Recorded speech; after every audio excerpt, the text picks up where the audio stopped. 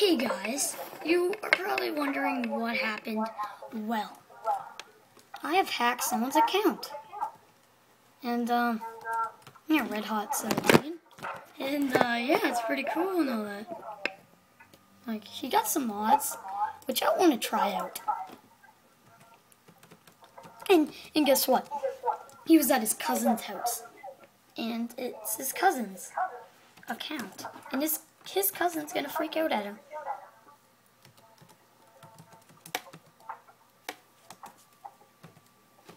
Slash game mode creative. He got 2 mods, which he actually gave me his email and all that. So, yeah.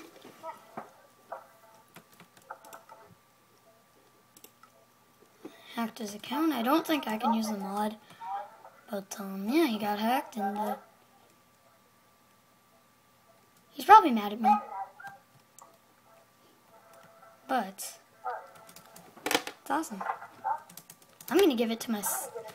I'm just gonna keep it. So yeah, thanks for watching, and yeah, I hacked him.